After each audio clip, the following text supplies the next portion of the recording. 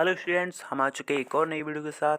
और इस वीडियो में आपके लिए लेकर आए हैं BSc first year second semester के केमिस्ट्री के मोस्ट इंपॉर्टेंट नोट्स जो आपके एग्ज़ाम हो चुके हैं फर्स्ट सेमेस्टर। उसके बाद आपके सेमेस्टर सेकंड सेमेस्टर की तैयारी शुरू हो चुकी होगी, क्योंकि अभी कुछ यूनिवर्सिटियों में अभी फर्स्ट सेमेस्टर के एग्ज़ाम हो रहे हैं। लेकिन मैंने फर्स्ट सेमेस्टर का लगभग आपका सिलेबस ख़त्म कर दिया। मैंने आप टॉपिक वाइज यहाँ पे वीडियो डालना शुरू किया है। केमिस्ट्री का मैंने फर्स्ट यूनिट के सारे इंपॉर्टेंट क्वेश्चन वीडियो बनाकर डाल दिया है। यदि अभी तक आपने नहीं देखा है तो डिस्क्रिप्शन बॉक्स में आप चेक कीजिए, वहाँ पे आपको लिंक मिल जाएगी, वहाँ से आप देख पाएंगे। ठीक, यहाँ पे दूसरी वीडियो है केमिस्ट्री की यूनिट सेकेंड है, और यहाँ पे आपको टॉपिक वाइज मैं क्वेश्चन क्लियर कराता हूँ। केमिस्ट्री, फिजिक्स, बायो, मैथ के सभी के क्वेश्चन में लेकर आऊँगा। तो धीरज रखिए, धीरे धीरे सारे क्वेश्चन लेके आऊँगा। टॉपिक वाइज क्वेश्चन होंगे, सभी आपके सिलेबस से होंगे। तो ये आपकी सेकंड यूनिट है और सेकंड वीडियो है, इसके इंपॉर्टेंट क्वेश्चन हैं। यहाँ पे आप लघु उत्तरीय और दीर्घ उत्तरीय दोनों प्रकार के प्रश्न देखेंगे। लेकिन यदि आप चाहते हैं कि ऑब्जेक्टिव टाइप भी आप प्रश्नों को पढ़ना चाहते हैं तो कमेंट करके बता दीजिए, मैं ऑब्जेक्टिव टाइप प्रश्नों को भी लेकर आऊँगा। ठीक, तो बिना टाइम पे बेस्ट किए वीडियो को शुरू करते हैं, देख लेते हैं आज के प्रश्नों को। यहाँ पे देख लेते हैं, प्रश्न दिया है कि लघु उत्तरीय प्रश्न। ठीक, तो यहाँ पे पहला प्रश्न क्या है, सेकेंड यूनिट का है, सभी इंपॉर्टेंट क्वेश्चन है। देखिए यहाँ पे एमिनो अम्ल क्या है, ये पूछा है एमिनो अम्ल क्या है। तो सिंपलिस्ट डेफिनेशन आपके यहाँ पे कि कार्बोक्सिलिक अम्लों के ऐसे व्युत्पन्न जो अम्ल के एल्किल समूह में हाइड्रोजन को एमिनो यानी एमिनो इसका प्रतीक होता है NH2 समूह द्वारा प्रतिस्थापित करने से प्राप्त होते हैं, एमिनो अम्ल कहलाते हैं। इसका सिंपलिस्ट ये आपको फार्मूला लिख लेना है। जब एस्टिक अम्ल की क्रिया NH2 के साथ कराई जाती है तो NH2.CH2.3SS बनता है, यानी कि आपका अल्फ़ा एमिनो एस्टिक अम्ल बनता है जब एस्टिक की अम्ल की क्रिया जाए तो यहाँ पे आपका ये एमिनो अम्ल बन जाता है। तो यहाँ पे देख लेते हैं कैसा है कि एमिनो अम्ल में एमिनो समूह तथा कार्बोक्सिलिक समूह COOH दोनों ही उपस्थित होते हैं, इसीलिए ये उभयधर्मी यौगिक हैं जो अम्ल तथा क्षार दोनों के साथ लवण बनाते हैं। तो ये हमारा आंसर हो जाएगा। पहले क्वेश्चन का नोट कर लीजिए, इंपॉर्टेंट क्वेश्चन है। क्वेश्चन नंबर दूसरा देख लेते हैं। हर यूनिट से कुछ में ज़्यादा क्वेश्चन लेके नहीं आता हूँ, इस यूनिट में कुछ ज़्यादा इंपॉर्टेंट नहीं थे इसलिए मैं 2 क्वेश्चन लेके यहाँ पे आपके इसमें 5 प्रश्न लेकर आया हूँ। जिसमें आपका ये दूसरा प्रश्न है कि उभयनिष्ठ आयन क्या होते हैं, स्पष्ट कीजिए। कभी इंग्लिश का लिखा हुआ वर्ड आ जाता है ज्विटर आयन पर टिप्पणी लिखिए, तो समझ में नहीं आता, याद रखना उभयनिष्ठ या ज्विटर आयन क्या होते हैं, स्पष्ट कीजिए। या क्वेश्चन इस प्रकार से भी आया है कई बार, ज्विटर आयन पर टिप्पणी लिखिए। ठीक, तो क्वेश्चन यहाँ पे देख लेते हैं इसका आंसर। यहाँ है जिस एमिनो अम्ल में एक NH2 तथा एक COH समूह उपस्थित होता है उसका जलीय विलयन लगभग उदासीन होता है, क्योंकि NH2 तथा COOH समूह विपरीत प्रकृति के होने के कारण एक दूसरे को उदासीन कर देते हैं तथा आंतरिक लवण बनाते हैं, जिसे उभयनिष्ठ आयन कहते हैं। तो देखिए यहाँ पे मैं आपके सामने क्वेश्चन तो लेके आता हूँ। PDF आपको भी इसकी PDF चाहिए तो आपको टेलीग्राम ज्वाइन करना पड़ेगा। डिस्क्रिप्शन में आपको लिंक मिल जाएगी, वहाँ से आप टेलीग्राम ज्वाइन कर लीजिए, आपको PDF मिल जाएगी। और PDF में भी आपको इसी प्रकार के प्रश्न देखने को मिलेंगे, यही आपके प्रश्नों को PDF मिल जाएगी। लेकिन उससे पहले मैं आपको बताना चाहूँ वीडियो देखना आपके लिए क्यों ज़रूरी होता है, क्योंकि वीडियो में आपको मैं सारी डिटेल बताता हूँ, कहाँ पर किस चीज़ की अगर कहीं मिस्टेक भी हो जाती है तो मैं आपको वीडियो में बता देता हूँ। हालांकि मिस्टेक कहीं कोई नहीं होती है, लेकिन बता देता हूँ। अगर PDF में कोई मिस्टेक होती है तो वहाँ से आपको पता नहीं चलेगी। और मैं यहाँ पर आपको तरीका भी बता दूँ किस प्रकार से आपको आंसर लिखने होते हैं, तो आपको वीडियो देखना बहुत ज़रूरी हो जाता है। ठीक, यहाँ पे आप इसका फॉर्मूला देख पाएंगे। देखिए NH2.CH2-COOH, यहाँ पे जो आपका एरो का निशान होता है इस प्रकार का, तो यहाँ क्या होता है देखिए दोनों साइड से लगा होता है। तो ये प्रोडक्ट एक आप ये समझ लीजिए भौतिक क्रिया होती है। इस प्रोडक्ट से इस प्रोडक्ट को बनाया जा सकता है और इससे इसको बनाया जा सकता है, इसीलिए इस प्रकार का एरो लगाया जाता है। आप डायरेक्ट इस प्रकार का एरो लगाते हैं तो ये समझ लीजिए ये क्रिया एक बार इधर ये प्रोडक्ट बनने के बाद, जैसे दूध से दही बनने के बाद ये वापस नहीं बनता है। लेकिन ये जो आपको एरो दिखाई दे रहा है इसका मतलब आपको समझ गए होंगे। ठीक, आगे चलते हैं। यहाँ पे देखिए क्या बन जाता है NH3-CH2.COO। ठीक, ये आपका ज्विटर आयन है। ठीक, आगे चलते हैं। क्वेश्चन नंबर यहाँ पे आप तीसरा देख लेते हैं।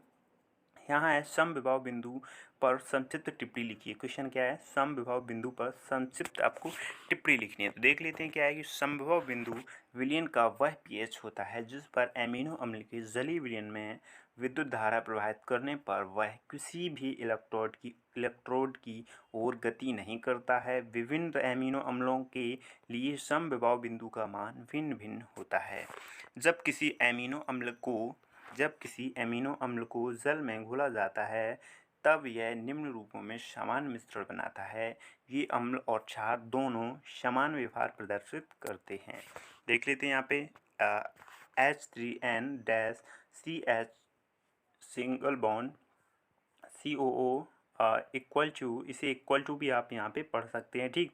Equal to H3N single bond CH single bond COO equal to H। इसके बाद जब आप ये आपका डेप्लर आयन बनता है। इसके बाद जब इसकी आप हाइड्रोजन करते हैं तो क्या बनता है H2N single bond CH single bond COO।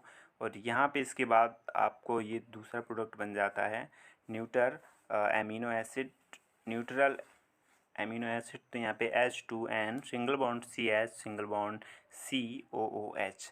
तो यहाँ पे आपका ये प्रोडक्ट बन जाता है, ठीक। आगे चलते हैं, क्वेश्चन नंबर यहाँ पे आप चौथा देख लेते हैं, ठीक। ये जो आपका गलत यहाँ पे दिखाया हुआ है, ठीक, इसे नहीं देखना है, ठीक। ओके, आगे चलते हैं, क्वेश्चन नंबर यहाँ पे चौथा देख लेते हैं। क्वेश्चन नंबर चौथा कह रहे हैं आवश्यक एवं अनावश्यक एमिनो अम्ल क्या होते हैं। क्वेश्चन चौथा जाता है आवश्यक एवं अनावश्यक एमिनो अम्ल क्या होते हैं। तो आवश्यक और अनावश्यक एमिनो अम्ल देख लेते हैं। यहाँ पे दिया गया है आवश्यक और अनावश्यक। देखिए ये बहुत ही सिंपल डेफिनेशन में मैंने लिखा हुआ है, तो यहाँ पे आप आसानी से याद कर पाएंगे। इसमें ये भी पूछा है कि इनकी प्रत्येक के दो उदाहरण लिखना है। उदाहरण में आपको बता दूं किस प्रकार लिखना है। देखिए ये जो नाम है आप नाम भी लिख पाएंगे। यहाँ पे दिया है प्रत्येक के दो उदाहरण दीजिए, प्रत्येक के दो यहाँ पे लिख लीजिए उदाहरण दीजिए, ठीक। क्या हो जाएगा, उदाहरण दीजिए, एग्जाम्पल, ठीक। प्रत्येक के दो उदाहरण देना है, ठीक। तो यहाँ पे देख लेते हैं क्या है कि जो इसमें क्वेश्चन में अगर ये नहीं पूछा है कि आप इनका संरचना सूत्र लिखिए, तो सूत्र लिखने की ज़रूरत नहीं है, आप इनका नाम ही लिख देंगे, ल्यूसीन या ल्यूसीन बेलिन। तीसरा मैं बता दूं आइसोल्यूसिन, इसी प्रकार से याद हो जाएगा, ल्यूसीन आइसोल्यूसिन बेलिन, तीन हो गए। आप नाम भी लिख पाएंगे। अगर आपको संरचना सूत्र पूछा है तो संरचना सूत्र भी यहाँ पे आप लिख देंगे। तो यहाँ पे कोई ज़रूरी नहीं है कि आप संरचना सूत्र याद करें, क्योंकि यहाँ पे जिस प्रकार क्वेश्चन आएगा तो वो आप वहाँ पे लिख देंगे, ठीक। यहाँ पे इसी प्रकार से इसमें भी करना है। देखिए यहाँ पे देखने आवश्यक एमिनो अम्ल क्या है कि ऐसे एमिनो अम्ल जिनका निर्माण हमारे शरीर में नहीं होता है, हमें इन्हें शरीर के स्वस्थ विकास के लिए भोजन के द्वारा प्राप्त करना पड़ता है, आवश्यक एमिनो अम्ल कहलाते हैं। सेकेंड डेफिनेशन देख लेते हैं अनावश्यक एमिनो अम्ल। एग्जाम्पल देख लेंगे, ये क्या है आपका ल्यूसीन आवश्यक एमिनो अम्ल के, और इसका फार्मूला ये सामान्य सूत्र, ये रासायनिक सूत्र CH3 सिंगल बॉन्ड CH, इसके साथ single bond CH3 single bond CH single bond NH3 single bond COO minus, ठीक। ये आपका बैलिन का हो गया सारा रासायनिक सूत्र, ठीक। नेक्स्ट देख लेते अनावश्यक एमिनो अम्ल। यहाँ पे ऐसे एमिनो अम्ल जिनका निर्माण हमारे शरीर में होता है, हमें इन्हें भोजन के द्वारा प्राप्त करने की आवश्यकता नहीं होती है, अनावश्यक एमिनो अम्ल कहलाते हैं। इनका उदाहरण देख लेते हैं। एग्जाम्पल ग्लाइसिन, रासायनिक सूत्र है H single bond CH single bond COO minus, और यहाँ पे सिंगल बॉन्ड में जुड़ा हुआ NH3, ठीक। और यहाँ पे आपका एग्जाम्पल दूसरा दिया है एलानिन, ठीक। तो यहाँ पे इसका आपको रासायनिक सूत्र भी लिखा हुआ है, आप देख लीजिए। यहाँ पे आपको दोनों याद कर लेना है, जिस प्रकार से आपके क्वेश्चन में पूछा जाए तो अब लिख पाएंगे, हालांकि आप नाम ही लिख देंगे तो भी सही है। तो यहाँ पे आप नाम भी याद कर लीजिए कौन कौन से हैं, ग्लाइसिन और एनालिन, ठीक। आगे चलते हैं। यहाँ पे आप दीर्घसूत्री एक प्रश्न देख लीजिए। यहाँ पे एक ही दीर्घसूत्री प्रश्न था जो मुझे इंपॉर्टेंट लगा था, तो यहाँ पे देख लेते हैं। इसमें प्रश्न में कुछ ज़्यादा बड़ा आंसर नहीं है, लेकिन इससे रिलेटेड कोई क्वेश्चन पूछ सकता है। दीर्घसूत्री क्वेश्चन है तो इसमें ये क्वेश्चन पूछा, इसी से मिलाकर कोई और भी क्वेश्चन यहीं पे पूछ सकता है। कैसे कि प्लस करके कोई भी क्वेश्चन, तो उसका आंसर आपको अलग लिखना होगा। जैसे ऊपर मैंने क्वेश्चन बताया, इनमें से कोई क्वेश्चन होगा छोटा सा और इसी से रिलेटेड यहाँ पे पूछ सकता है, तो ये इस क्वेश्चन का आंसर मैं अभी आपको बता देता हूँ, ठीक। ये पूछे, ये प्रश्न विकृतीकरण पर टिप्पणी लिखिए या प्रोटीन के विकृतीकरण को समझाइए।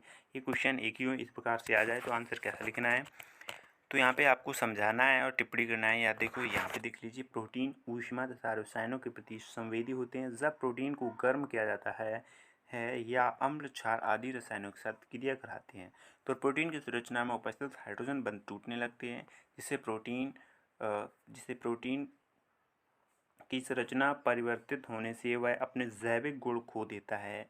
इसे ही प्रोटीन विकृतीकरण कहते हैं। बहुत ही सिंपल डेफिनेशन थी, याद आसानी से हो जाएगी। आगे देख लेते हैं विकृतीकरण अनुत्क्रमणीय तथा उत्क्रमणीय दो प्रकार के होते हैं। जो विकृतीकरण होते हैं वो दो प्रकार के होते हैं। यहाँ पे देख लेते हैं आप एग्जाम्पल के तौर पर, जब अंडे को जल में उबाला जाता है तो इसकी प्रोटीन्स स्कंदित हो जाती है। यह अनुत्क्रमणीय विकृतीकरण है, क्योंकि उबले हुए अंडे को उसकी पूर्व दशा में परिवर्तित नहीं किया जा सकता है। तो इसका स्ट्रक्चर देख लेते हैं किस प्रकार से अंडे के पहले क्या होता है। जो अंडा आपका उबालने से पहला होता है तो उसके अंदर इस प्रकार से होता है। ठीक, तो आगे देख लेते हैं यहाँ पे पकाने से पहले ये आपकी स्ट्रक्चर होता है। और देखने इसके बाद आप देख लेंगे पकाने के बाद कैसा हो जाता है। ठीक, तो यहाँ पे आपको समझ में आ गया ये अंडे का क्या था, अंडे का एब्यूमित में अनुक्रमणीय विकृतीकरण है। तो ये मेरे क्वेश्चन मैंने आपको दिखाए, 5 क्वेश्चन थे, काफ़ी ज़्यादा इंपॉर्टेंट थे, कई बार एग्जाम में आ चुके हैं, तो वो मैं आपके सामने क्वेश्चन लेके आया था। अगर वीडियो पसंद आए तो वीडियो को लाइक करना बिल्कुल मत भूलिए और चैनल को सब्सक्राइब कर लीजिए, क्योंकि हर टॉपिक से आपको यहाँ पे वीडियो मिलती रहती हैं। तो मिलते हैं नेक्स्ट वीडियो में, तब तक के लिए नमस्कार।